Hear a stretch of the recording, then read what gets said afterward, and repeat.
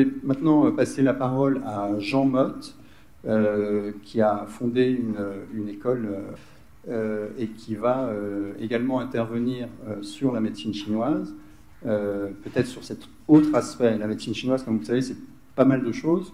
La phytothérapie en est un aspect, l'acupuncture en est un aspect, il y a d'autres choses comme le massage, le qigong de l'acupuncture et aussi l'interprétation qu'il peut avoir sur les maladies épidémiques. Parmi nous. Alors, je suis là et normalement, mon slide doit être diffusé sur l'écran. On te voit. Ok. Et donc, vous voyez aussi mes diapos? Oui. Ils m'ont empêché de venir, mais j'aurais vraiment eu plaisir à être en présentiel pour le coup. Alors, ce que je vais vous présenter, c'est vraiment que de l'acupuncture, et c'est une sorte de regard sur l'acupuncture est interprétée d'une certaine façon, et celle que je vais vous montrer, c'est une acupuncture assez ancienne qui m'a été transmise, et de vous en faire partager la saveur. Alors, tout est avec ce que vous pouvez entendre sur cette acupuncture en règle générale, de même que... Alors, juste un petit rappel, parce que vous allez voir où est-ce que je vais vous emmener. Petit rappel sur ce qu'est ce virus qui, soi-disant, nous a touchés de plein fouet. Je dis soi-disant parce qu'encore une fois, je pense sincèrement que ce n'est pas un virus naturel, qui n'obéit pas aux règles et aux lois énergétiques. Donc, de ce point de vue, il y a une construction qui a été faite et à partir de là, on doit avoir une réflexion. Aujourd'hui, c'est cette fameuse protéine spike, c'est-à-dire c'est ce qui englobe le virus, ce qui englobe l'ARN à l'intérieur, et on a simplement pris la protéine spike qui est juste là pour permettre à nos cellules de le reconnaître et de pouvoir être pénétrées par un virus atténué, pour que l'organisme puisse en faire quelque chose. Tout ça, c'est bien beau, mais le problème, c'est qu'on n'avait pas prévu, enfin pas prévu. On va dire que c'était assez étrange de voir que cet ARN devienne ce qu'on appelle une transcriptase inverse, c'est-à-dire que quelque chose va se retourner. Jusqu'à présent, on pensait que l'ADN transcrivait avec un brin d'ARN, et ce brin d'ARN permettait de créer une protéine, mais on s'est rendu compte aujourd'hui que cet ARN aussi pouvait avoir une inversion et transformer l'ADN de l'hôte. Alors ça va poser problème. Je vous demande de retenir simplement qu'il s'inverse. Voilà, pour le moment, vous allez voir où est-ce que je vais en venir. Donc, le fait que cet ARN qu'on pensait aller dans un sens, il est capable aussi d'aller dans l'autre.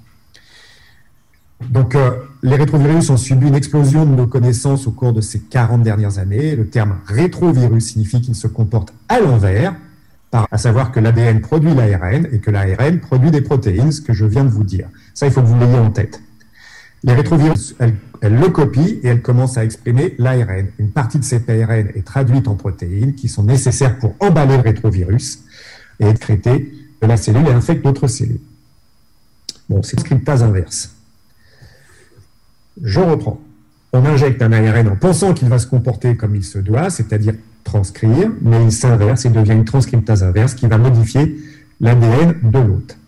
Le virus devient alors une cellule difficile à reconnaître qui envahit tout le corps avec un ADN modifié.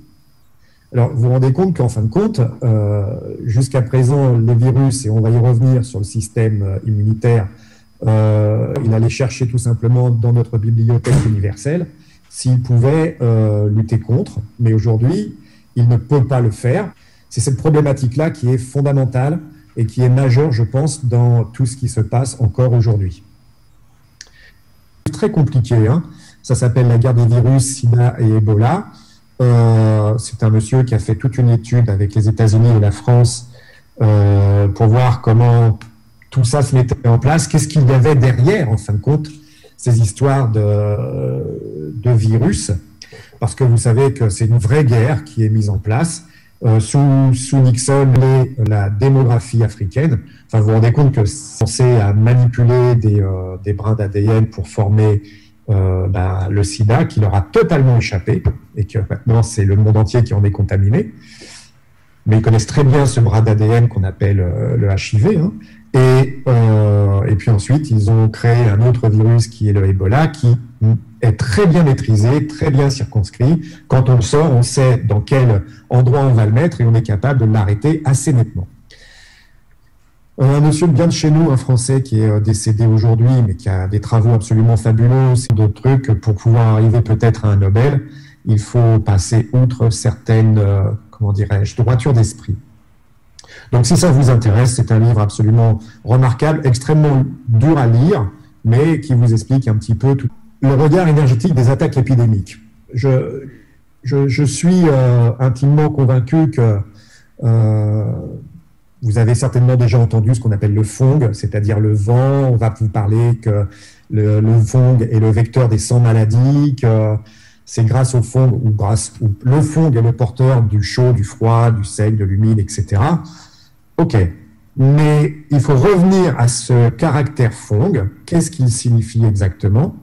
Et quelle est dans la pensée orientale la notion de ces entités que l'on appelle des virus ou des bactéries, et au travers du regard de cette neuroscience aujourd'hui, ou du moins de cette science actualisée aujourd'hui, que sont véritablement ces virus.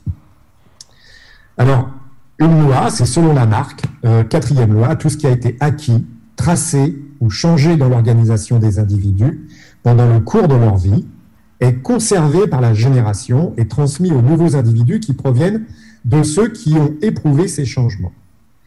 Alors, comprenez que cette loi-là, elle est indifférente du moment où il a été en plus sédentaire, il a été confronté à toutes les maladies qui se forgeaient une vraie bibliothèque, plus grande que celle d'Alexandrie, une vraie bibliothèque de toutes ces attaques, on va dire, virales ou bactériennes.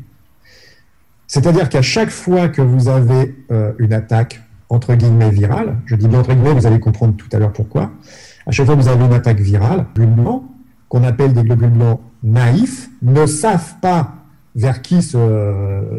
contre qui se battre, le méchant, et donc voilà comment vous devez vous lutter contre lui. C'est-à-dire qu'à l'intérieur de notre organisme, depuis que l'homme est sur Terre, il s'est construit cette bibliothèque de défense immunitaire. Et ça, il faut bien le comprendre, parce que normalement, si on avait une vraie épidémie liée à un virus totalement naturel, on aurait trouvé les arguments pour pouvoir lutter contre directement.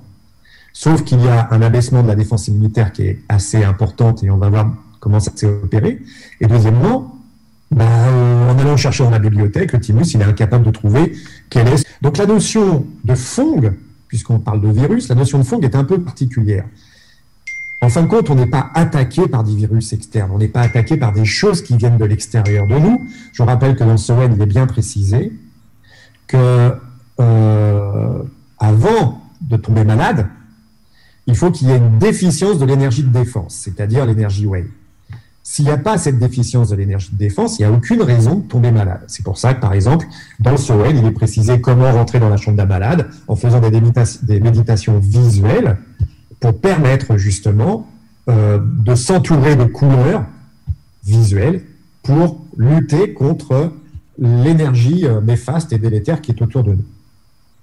Donc on ne peut pas tomber malade si nous-mêmes on a une bonne énergie vitale correcte au bon moment. Ça veut dire quoi? Ça veut dire que notre organisme, vous le savez, il est composé de milliards de cellules, mais ce qu'on a découvert, c'est ce qu'on appelle le biotope, il est composé de bactéries et de virus. Et là, je vous parle de ça à l'intérieur des intestins, mais aussi à l'extérieur de notre corps. Sur notre peau, il y a 10 fois plus de milliards de virus et de bactéries qui sont sur notre peau et à l'intérieur de notre organisme. Grosso modo, en fin de compte, nous sommes à nous-mêmes, tout seuls, on est une grosse bactérie ou un gros virus. Mais tous ces virus et toutes ces bactéries vivent tout à fait normalement, c'est-à-dire qu'on n'est pas malade tout le temps. On vit en bonne harmonie. J'insiste sur le mot harmonie. On chante tous à la même fréquence.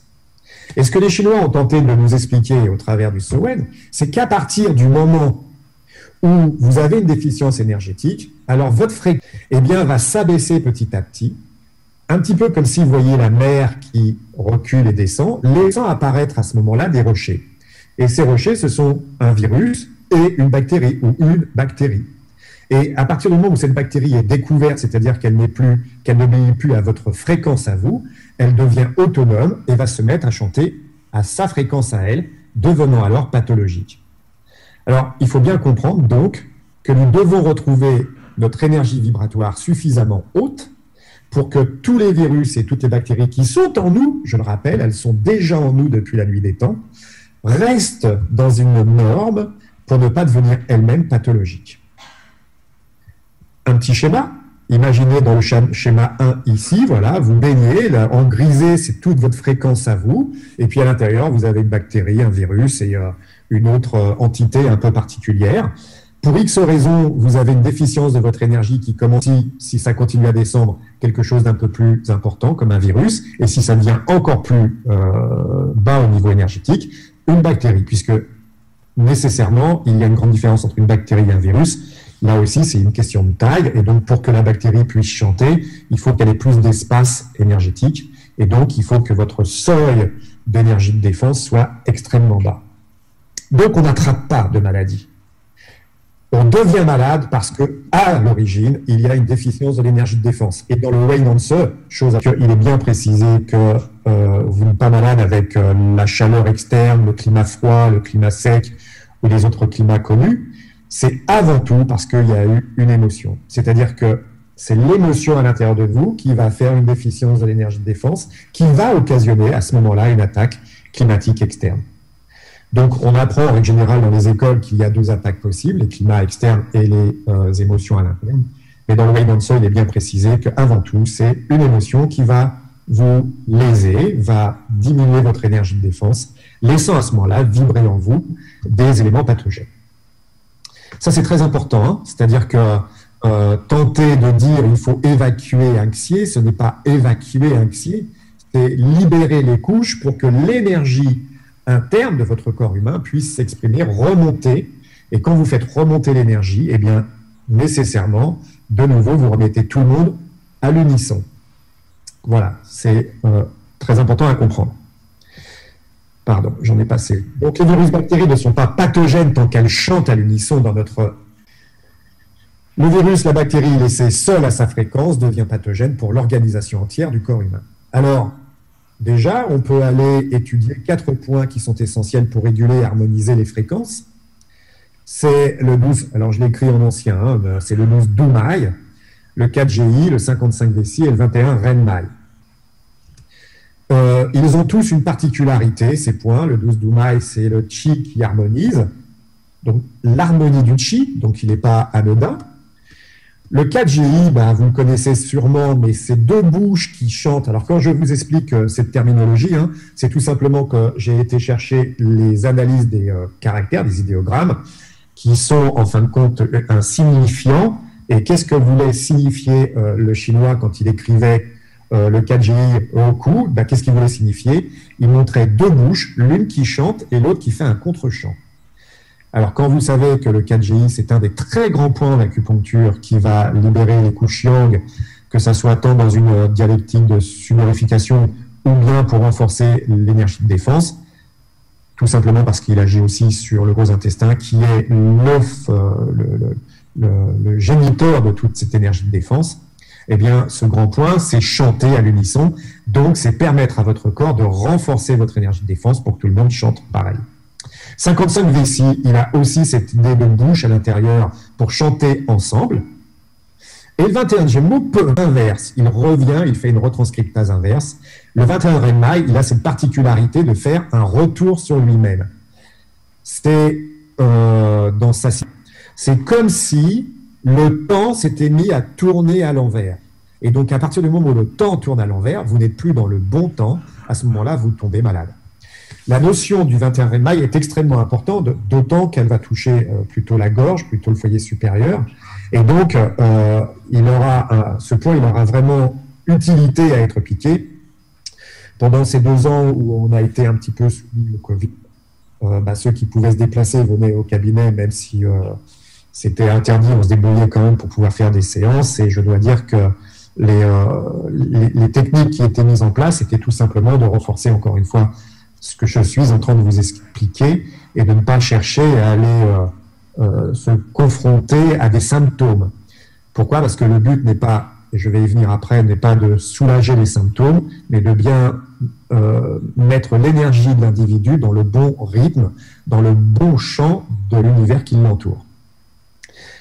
Vous voyez que c'est assez intéressant de pouvoir toujours travailler avec cette notion, je dirais, imagée de l'acupuncture, avec des points d'acupuncture qui ont un esprit particulier, et de travailler cet esprit au travers de la compréhension du déséquilibre énergétique que le patient peut nous apporter. Alors, je ne vais pas revenir dessus, hein, c'est ce que je vous ai dit avant, donc je passe. Alors, ce qui est assez intéressant aussi dans l'acupuncture, sans doute l'avez-vous remarqué, on parle de couches énergétiques. Vous savez qu'il y a le Taiyang, Shaoyang, Yangming, Tai, Shaoyin, Seid. Mais on va prendre les 3 couches Yang déjà pour simplifier. Tout le corps humain est basé sur 3 couches dans sa construction. Vous faites de l'embryologie, peut-être en avez-vous eu en cours ou peut-être en faites-vous. Eh bien, vous savez très bien que vous avez l'endoderme, mésoderme et ectoderme. Donc 3 couches qui vont permettre le développement de tous les tissus existants dans le corps humain. Alors, ce qui est intéressant, si vous prenez un œil, par exemple, vous voyez, il y a d'abord une première couche qu'on appelle la sclère, puis ils en parlent extrêmement bien. Donc la peau a 3 couches, l'épiderme, le derme et l'hypoderme. Alors, qu'est-ce que ça veut dire, ça? Eh bien, ça veut dire que lorsque vous travaillez, par exemple, sur un Taiyang, donc le méridien Taiyang, intestin grêle vessie, vous travaillez sur tout ce qui touche les couches superficielles du corps humain, sans exception. Si, par exemple, vous devez travailler sur, je ne sais pas moi, un eczéma, donc sur la peau, eh bien, vous pouvez avoir un travail direct sur l'eczéma avec le Taiyang, mais en le faisant, et peut-être que votre patient va revenir en vous disant « Ouah, c'était super, moi, vous m'avez super soulagé pour l'eczéma. » Et étonnamment, eh bien, je me sens mieux au niveau de la vue. Vous avez eu un impact sur la sclère aussi, puisque tout ce qui va être couche Taiyang superficielle va toucher les couches Taiyang de toutes les structures du corps humain. Ou bien vous pouvez avoir aussi, dans cet eczéma que vous avez fait, par exemple, un patient qui vient de vous voir et qui vous dit depuis, j'ai plus d'eczéma, mais j'ai des hémorroïdes. Pourquoi? Parce que la veine, elle a aussi 3 couches. Elle a ce qu'on appelle l'adventice, c'est-à-dire la couche superficielle, la média, la couche moyenne, et l'intima, la couche profonde. Et quand l'adventice, qui est celle qui est musculeuse, s'effondre, vous faites des hémorroïdes. Cette notion-là est assez intéressante à comprendre. Pourquoi? Parce que ça vous explique aussi, lorsque vous piquez les patients, des réactions que peuvent avoir les patients, et vous dites, merde, qu'est-ce que j'ai fait? Est-ce qu'il y a eu un truc que je n'ai pas bien fait? Mais si on réfléchit par couche, là on comprend mieux un petit peu que c'est possible qu'il y ait eu une action sur une couche profonde. Ce qui veut dire que lorsque vous travaillez, encore une fois, sur un Taiyang ou Tai, je vous rappelle que Taiyang, Tai intermédiaire, et Yangming, Suyin, vous avez une action sur aussi les couches du corps humain. En fin de compte, l'acupuncture, elle est fractale, et c'est véritablement ça qu'il faut comprendre, parce que cette fractale en 3, dans le corps humain, eh bien vous allez la retrouver aussi dans la nature.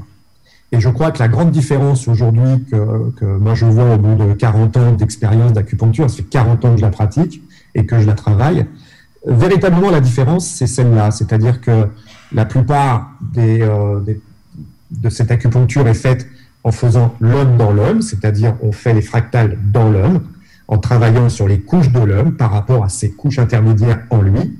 Mais on a tendance à oublier un petit peu l'homme entre le ciel et la terre, parce que c'est le fondement, c'est les premières règles qui nous sont données en acupuncture, c'est que l'homme est porté par la terre et couvert par le ciel.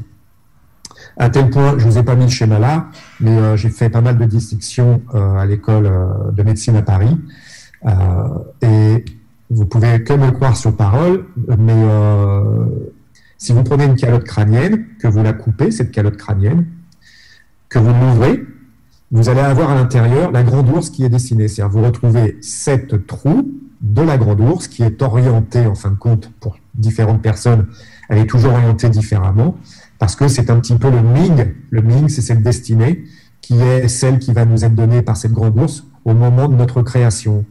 Et c'est quand même tout à fait intéressant de penser que cette tête qui est ronde a en elle, à l'intérieur, cette grande ours, et qu'il y a un point sur notre tête qui est le seul point qui parle de l'étoile, le ventre tourné, qui est le point qui est se réunir à notre étoile en fin de compte. Alors, je continue. Nous parlions des fongs. Je vous ai fait ce tableau-là. Si ça vous intéresse, vous pourrez y réfléchir. Bon, je ne sais pas si vous l'aurez. Du position du Soleil au cours de l'année, le Soleil va du 21 décembre chaque carré. Mais quand il est dans un carré, il est sous la domination d'un fong. Alors, qu'est-ce que le fong? Je vous l'ai dit, ce n'est pas simplement cette notion de quelque chose qui va vibrer, c'est agitation plus chaleur. C'est la forme plus chez vous que chez nous, parce qu'il fait plus chaud chez vous. C'est lorsque vous êtes sur une route et que vous voyez le soleil qui chauffe sur la route et que vous voyez les ondes de chaleur qui remontent, c'est exactement cela le fong. C'est-à-dire agitation plus chaleur. Et donc, la notion de fong, c'est une lumière qui est agitée. C'est-à-dire que si vous n'avez pas de fong, eh bien, si vous êtes sur votre route et que vous roulez et qu'il n'y a pas le fond, vous ne voyez pas quelque chose. La lumière ne se voit pas. Vous êtes en pleine lumière, vous ne voyez rien. Pour qu'on puisse voir la lumière, ou du moins pour qu'on puisse voir le fong, et donc la lumière, il faut que cette lumière elle soit déformée. Donc le fong, c'est une lumière qui a subi une contrariété, une contrainte. C'est là où ça devient intéressant. C'est s'il n'y a pas de fong, vous ne voyez rien. S'il y a du fond, vous voyez apparaître la lumière, c'est-à-dire la vibration que vous voyez sur la donnée entre le 5 mai et le 21 juin. Eh bien, vous voyez que c'est le 17 TR, le point, la cache du vent, puisque c'est aussi très intéressant. Le 17 TR représente dans son idéogramme un éventail. Un éventail. Alors, il a plusieurs options. D'abord, la première, c'est de ventiler. C'est pour ça qu'on dit que le 17 TR permet de ventiler le cerveau, un patient, un moyen de cacher quelque chose aussi. En tout cas, toujours est-il qu'actuellement, le 17 TR est un très grand point qui va vous permettre de remettre la lumière correctement. Et donc de rouler de nouveau sur votre route sans voir ces vibrations qui ressemblent presque à une illusion, puisque c'est presque un mirage que l'on voit s'agiter au loin. Donc chaque cadran, je vous en mais la personne qu'on a en face de soi. J'insiste parce que, encore une fois, le virus, il s'est agité, il fait ce qu'il doit faire, mais ce n'est pas lui que l'on doit traiter. C'est la personne qui fait cette maladie. Et c'est elle qui va la faire à sa façon. C'est-à-dire que le diagnostic, là, pour le coup, est extrêmement important. On ne peut pas faire de protocole de traitement et dire, allez, tout le monde à la ramasse, on fait tous pareil pour tout le monde. On va faire remonter l'énergie, basta, et puis ça va aller. Non, il y a bien évidemment les 4 temps de l'examen traditionnel que vous connaissez, donc je ne vais pas passer dessus, mais il va falloir comprendre que notre bilan énergétique vise en priorité à chercher le patient dans ce qu'il est au plus profond de lui, c'est-à-dire même émotionnellement comment il fait sa maladie. Si on ne tient pas compte de ça, on va faire un protocole un petit peu, normalement mettre entre 4 et 7 aiguilles pour arriver, je ne sais pas, par exemple, prenons le cas Covid, il y avait des céphalées, mais les céphalées appartiennent à qui? Ils appartiennent à la personne ou à la maladie? Ils appartiennent un peu au foie, donc sur le côté droit. Est-ce que je dois le prendre en considération? Non, parce que s'il arrête le Doliprane, eh bien, il n'a plus le médicament, il n'a plus la maladie, ou du moins il n'a plus cette douleur au foie, pardon. Si cette maladie s'arrête, il n'a plus ces céphalées.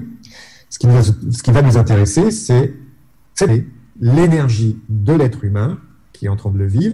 Lorsqu'ils avaient ces céphalées, était dans un état terrible de dire « j'ai l'impression d'être incarcéré dans ma tête ». Incarcéré, ça, vous avez exactement ici, dans ce cas-là, la pathologie du du méridien. On va prendre le méridien du rein externe. Vous l'avez textuellement dite par le patient.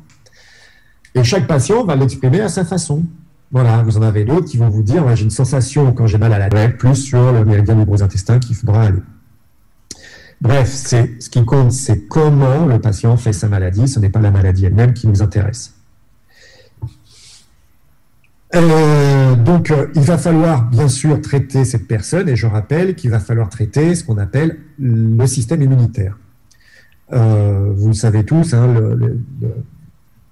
l'hématopoïèse, c'est-à-dire la façon dont part le système immunitaire, il part de la moelle des os. Donc, si cette moelle des os, Il faut commencer par là, hein, il faut commencer par la structure même, l'origine de la production des lymphocytes, des globules blancs, et ceux-là sont faits dans la moelle des osselets. Donc, il faut travailler bien sûr le 39VB, mais le 11VC est beaucoup mieux, le 11VC. Et puis ensuite, il va falloir informer ce qu'on appelle les leucocytes naïfs, parce qu'ils ne savent pas qui attaquer. C'est un petit peu, pour ceux qui ont mon âge, chez Joss Randall, c'est le chasseur de primes. Hein. Il faut d'abord lui donner de quoi savoir qui attaquer. Eh bien, celui qui le fait, c'est le thymus. Et vous avez deux grands points que je vous invite à aller vraiment travailler. C'est le 24-1 et le 25-1. Le 25-1, il a comme idéogramme celui qui va aller tuer pour son maître. Voilà comment il est donné dans les textes, celui qui va aller tuer pour son maître. Donc, vous pensez bien qu'il est placé là où il est placé, c'est exactement à l'endroit du thymus, puisque je vous rappelle que le thymus est positionné juste pour avoir une action dessus, avec le 24-1 qui vient le compléter. Qui sont actuellement encore en vigueur, hein, c'est-à-dire que de plus en plus, les dysménorrhées, la mort, hein, puisque malheureusement il y en a, les thromboses, alors là, à ne plus savoir quoi en faire, Creutzfeldt-Jakob, c'est-à-dire la maladie du prion, des reprises d'HIV. Pourquoi? Tout simplement parce que il semblerait que dans ce virus actuel, il ait été combiné avec des brins d'ADN d'HIV, des hépatites et des fatigues très intenses. Voilà, donc ça, c'est un petit peu ce qu'on va rencontrer. Vous allez voir que on va se retrouver à réfléchir sur notre façon d'aborder, encore une fois, toutes ces pathologies-là. Je vous rappelle qu'on ne va pas soigner le myocardite, c'est-à-dire que faire un point qui va travailler la myocardite me semble inapproprié. Pourquoi pas, hein, mais je veux dire, dans mon traitement à moi et surtout dans ce que j'enseigne, c'est pas comme ça qu'on va y arriver, parce que sinon on va faire encore une fois comment le patient vit son système. Alors vous avez vu que la maladie, elle avait aussi, par exemple en ostéo, on pouvait aller voir tout à fait les nerfs crâniens, travailler sur les nerfs crâniens, même en acupuncture, en travaillant sur ce qu'on appelle la crâniopompe poumon et le cœur. C'est donc le foyer supérieur. Le cœur s'occupe du goût, ça vous le savez, alors que les poumons gèrent l'olfaction. Si il est touché, eh bien, à ce moment-là, vous aurez une déficience de votre énergie vitale, et que le point maître du foyer supérieur, c'est le 17 Renmail, et son point low, c'est le 7 poumon. Vous pouvez agir sur ce qu'on appelle les Tietchié aussi, c'est-à-dire les zones de concentration de l'énergie de défense, qui vont du 12 au 10. Donc, rien qu'en travaillant sur la notion de foyer supérieur, ce foyer supérieur est vide. Hein. Le foyer supérieur, c'est le cœur, c'est la satisfaction. Je pense qu'aujourd'hui, nos patients ont du mal à avoir une certaine satisfaction dans la vie. D'autant qu'on leur a bassiné non-stop. Alors, je ne sais pas chez vous, mais en France, ça a été quand même catastrophique. Bassiné non-stop, qu'ils allaient mourir, qu'il fallait qu'ils aient peur, etc. Hein, c'est le métal, c'est la mort. C'est l'instinct de survie, mais quand cet instinct de survie, il est délabré, eh bien, on n'a plus envie de vivre, ce qui fait qu'il y a une augmentation des suicides et des dépressions liées à imprimé. Donc, je pense, moi, que comme il y a une modification du code génétique général, ce code génétique va avoir comme particularité de frapper sur une faiblesse préexistante, chacun. Il y en a qui vont être plus sensibles au niveau de la tête, d'autres plus sensibles au niveau digestif, d'autres plus sensibles au niveau cardiaque. Et bien, en fin de compte, quand vous êtes les patients qui viennent vous voir et qui ont été injectés, eh bien, on va retrouver des pathologies qui étaient normalement contrôlées, diminuées, mais qui ont fait une reprise encore plus belle. C'est assez intéressant d'ailleurs, je ne vais pas rentrer dans le détail, mais par exemple, s'il y a les hommes qui ont eu des prostates légèrement enflammées et qu'on a réussi à maintenir totalement bien sans qu'il y ait besoin d'opération ou autre, après injection, dans les 15 jours qui suivaient, elles devenaient monstrueuses avec nécessité extrême de devoir les opérer en urgence, sinon on ne pouvait plus uriner, ou il y avait aussi des cancers qui étaient en train de se manifester. 15 jours après injection. Donc vous voyez que la fragilité, par exemple, déjà sur la prostate, faisait que l'injection ramenait encore plus de fragilité et il fallait absolument ensuite passer à la chirurgie. Donc, l'acupuncture, elle se situe sur deux plans, l'aigu et le chronique. Les maladies aiguës ne s'expriment que dans les épidémies, sinon on ne trouve jamais de maladies aiguës. Les maladies n'existent pas, les maladies aiguës n'existent pas, elles ne sont que l'expression de ce qu'on appelle un état subaigu d'un aigu. La différence, c'est que, et vous allez comprendre tout de suite ce que ça veut dire, c'est que dans une maladie aiguë, il y a ce qu'on appelle les prodromes, c'est-à-dire que vous avez d'abord de la fièvre, vous vous sentez douloureux, courbaturé, ensuite vous avez la maladie, puis ensuite il y a la convalescence, et ensuite vous vous retrouvez dans le même état normal que celui que vous aviez eu au départ. C'est-à-dire, votre seuil d'énergie étant par exemple ici, vous êtes tombé malade, c'est descendu, et quand vous allez mieux, vous remontez au même état énergétique. Dans les maladies chroniques, ou du moins dans les maladies subaiguës d'un état chronique, vous êtes dans un plan bas énergétique. Il n'y a pas de prodrome, c'est-à-dire que rien ne va montrer que vous allez tomber malade et vous allez décliner. Vous allez avoir une convalescence qui va être lente et longue et vous ne retrouvez pas le même seuil qu'à l'origine. Donc vous déclinez à l'état on se trouve. Est-ce qu'on est dans les maladies aiguës ou est-ce qu'on est dans les maladies pas chez vous? Moi, je vais vous donner mon point de vue. On n'est pas du tout dans les maladies aiguës. Il n'y a pas de prodrome. Les gens tombaient d'un seul coup. Il y avait très peu de fièvre. Et surtout, il y avait une très longue convalescence. Et alors, les convalescences qui peuvent durer de 5 à 8 mois, hein, c'est assez énorme. Des grandes convalescences, des gens qui ne sont pas suivis, que ce soit par la pharmacopée, que ce soit par l'acupuncture ou d'autres comment dirais-je, thérapeutiques, que je vais appeler vibratoires, voilà, parce que je trouve que ça englobe pas mal. Et ceux qui se sont livrés uniquement à la médecine allopathique, c'est-à-dire la médecine de la maladie, gérer cet état de chronicité et tenter de retrouver au moins le seuil de départ. Un petit clin d'œil avant d'aller un peu plus loin. Les payes, vous savez que les payes qui sont importants, donc ils sont déclinés dans tous les textes classiques et vous ne devez surtout pas les oublier. Hein. Par exemple, les payes du premier mois du printemps appartiennent à Tsu Shaoyang. Le deuxième mois, je vous laisserai le lire tranquillement. Je vais passer assez rapidement dessus, mais imaginons que vous soyez par des gens qu'on s'était fait injecter la 3e injection au mois de janvier de l'année 2021. Le mois de janvier de l'année 2021, c'est le dernier mois de l'année, c'est-à-dire le 3e mois de l'hiver, hein, puisque l'année énergétique, c'est Qiu Shaoyin, et donc aggravation de tout ce qui touche la pathologie du méridien du Qiu Shaoyin, c'est-à-dire du méridien du cœur. D'où les douleurs cardiaques, les inquiétudes, les grandes fatigues, les fragilités générales. Tout ça, vous allez le retrouver sur la pathologie du cœur. Juste avant, il y a un symptôme que j'ai vraiment suivi énormément. Je vous ai dit qu'il fallait comprendre comment les patients faisaient leur maladie. Un des symptômes majeurs, ça a été la soif. Une très grande soif d'eau froide. Et ça, c'est une chose qu'il fallait absolument prendre en considération. Cette soif d'eau froide, glacée, hein, qui voulait sortir du réfrigérateur, montrait toute comment dirais-je, le feu ou la chaleur qui était dans le système digestif de la bouche et l'anus, et donc dans les longilles. Et cette chaleur, en fin de compte, ce xié, chaleur, le plus efficacement, je dirais, pour pouvoir libérer l'énergie de défense après. Il y a donc là aussi, je vais juste vous donner, l'aigu travaille sur le xié, sur la force vitale. Cette force vitale, c'est l'énergie yuan chi, et c'est celle-là qu'il faut absolument que vous renforciez. On ne peut pas faire autrement, je vous l'ai suffisamment expliqué. Il faut que votre énergie de défense puisse de nouveau être forte.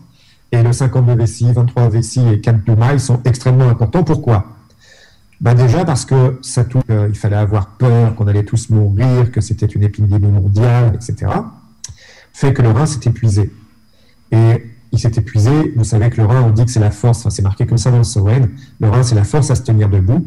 Et donc notre travail, c'est justement de pouvoir renforcer cette force à se tenir debout. Être debout, pas à genoux, être droit, vertical, aligné, rectifié et immobile, voilà le vrai travail que l'on doit faire. Et pour ça, il faut retrouver de la force au niveau des reins. Donc 59 Vessi, 23 Vessi et 4 Tumo sont essentiels. Mais il n'y a pas que. Vous connaissez très bien ce qu'on appelle les points des beaux bébés, le 43 Vessi, 9 reins. Vous avez lu un article de l'Armar qui disait l'information, la bibliothèque des virus. Mais on peut transmettre aussi des saloperies. Eh bien, le 43 vessie 9 reins font des os et des moelles, injection. Donc, il faut absolument se libérer de la vessie, le 6 Renmail et le 15 Renmail. 15 Renmail au niveau de la poitrine, 6 Renmail au niveau du ventre, dans le cadre de votre bilan énergétique des 4 temps d'examen traditionnel. La peur est une émotion négative qui est in, et dans le chapitre 8 du Leng Shui, il est bien précisé quel impact a la peur.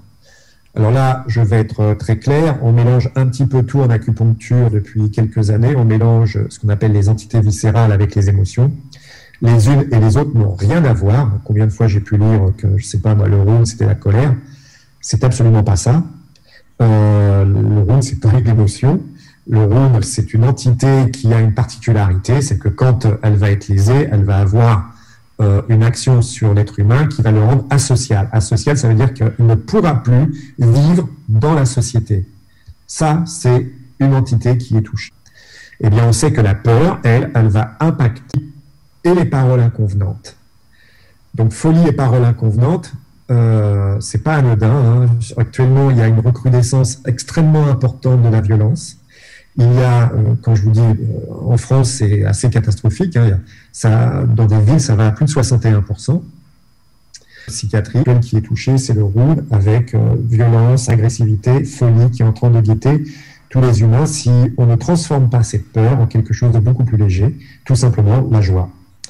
C'est pour ça que je reste toujours joyeux avec mon petit Achille Talon ici, qui vous dit merci pour votre attention et que j'espère je vous aurai intéressé sans vous saouler de trop. Voilà. Merci beaucoup. Alors, je ne sais pas si Jean-Yves a des questions, si on doit faire des questions, je ne sais pas comment tu gères cela. Merci beaucoup Jean pour cette présentation. Évidemment, il y a des aspects assez techniques parce que le public n'est pas vraiment, disons, familier forcément de la médecine. Jean-Yves ? Oui. Tu m'entends ? Allô, allô ? Allô, allô ? Allô, allô ? Allô, allô ? Allô, allô ? 1 minute. Est-ce que vous m'entendez? Est-ce que je coupe?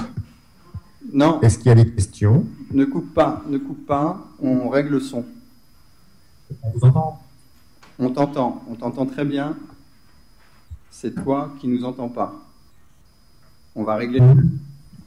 Ah, ça y est, j'entends Victor. Je ne sais pas si vous êtes un conférencier ou vous gérez le... Non, est-ce que tu m'entends, Jean?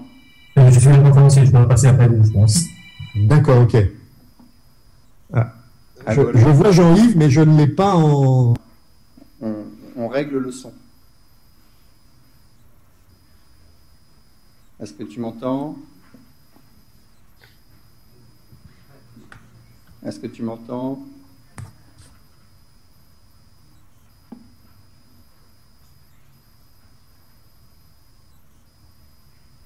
Bah écoute, c'est très bien, très bien.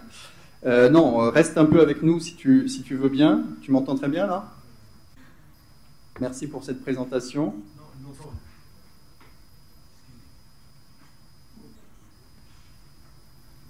Est-ce que tu m'entends? Bon, si on a un problème, tant pis. Plus de son, plus d'image. Plus de son, plus d'image. Dès que tu m'entends, fais-moi un petit... Ça y est, je t'entends de nouveau. Bon, écoute, ce qui est important, c'est que tu m'entendes. Donc, je voulais d'abord te remercier pour cette présentation. J'avais indiqué effectivement que le public n'était pas forcément très familier de la médecine chinoise. Cela dit, parce que on voit que dans cette approche de la médecine chinoise, il y a une multitude d'éléments qui sont pris en compte. Et on est très loin de se réduire finalement à un symptôme, une maladie, un traitement que l'on pourrait trouver. Tu as notamment à travers le Mingtang et les points Fong associés indiqué un autre aspect qui avait été indiqué dans l'intervention précédente, à savoir l'importance de la saison au cours de l'année, c'est-à-dire le cycle de la Terre autour du Soleil et l'influence que ça pouvait avoir sur les manifestations. De mémoire, tu as également rappelé peut-être cette notion un peu énigmatique pour tout le monde dans le public, qui sont les PEI, c'est-à-dire, en fait, ce sont une série de symptômes qui sont en relation avec les mois de l'année sur certains méridiens. Donc c'est vrai qu'on peut voir à certaines périodes de l'année un certain nombre de manifestations qui sont liées à cette saison. Tu as longuement aussi indiqué dans le détail les effets sur les effets du Covid et également du vaccin sur les pathologies, ce qui m'a semblé très intéressant par rapport à la précédente intervention, c'est que évidemment il y a des conséquences à long terme, c'est ce qu'on a appelé dans la médecine allopathique le Covid long, hein, avec un certain nombre de manifestations. Donc effectivement pour les tradipraticiens en général, mais pour les acupuncteurs ou les praticiens en médecine chinoise, enfin, il se pose effectivement la question du traitement de ces Covid longs, et c'est une problématique qui va probablement durer assez longtemps. Tu as des aspects au fond assez riches de la médecine chinoise, notamment dans la signification symbolique des points. C'est-à-dire qu'on a évoqué rapidement, je comprends que pour vous, ce n'est pas ça. Allô, allô. Redis-moi quand tu as le son, sinon on va couper, puis on se débrouillera autrement. Allô, allô. Ça y est, ça revient. Bon, écoute, si jamais c'est trop compliqué, on va te libérer. Là, je suis en train d'énumérer un certain nombre de points qui pouvaient avoir un intérêt commun. J'ajoutais la dimension. Jean-Motte a cité en fait un certain nombre de points. Je comprends que ça n'a pas forcément de sens pour vous si vous n'avez pas de compteur, mais ce qui était très, très intéressant, c'était... Je crois que tu vas pouvoir me libérer, puisque... Bon, écoute, puisque la connexion ne se fait pas très très bien. D'accord. Bon, on te libère, et puis je vais... Bon, dis-lui qu'on coupe. Si tu lui envoies un petit message, tu lui fais OK. Ça y est, je t'ai. Tu m'as? Oui. Bon, écoute, donc voilà, j'insistais aussi sur la dimension symbolique, et je pense que simplement à travers ton exposé, en fait, le public a pu quand même percevoir l'extrême richesse de des questions. Écoute, Joris, je ne vais pas te remercier aussi tous les auditeurs qui sont là, qui ont été jusqu'au bout, et je vous souhaite, parce que c'est toujours riche d'avoir plusieurs personnes qui interviennent sur un sujet et qui amènent quelque part leur propre... Comment pourrais-je dire, leur propre sentiment du cœur, et c'est grâce à ça qu'on avance tous ensemble entre êtres humains. Je trouve que c'est le plus beau. Donc merci à tout le monde. Merci Jean, à bientôt.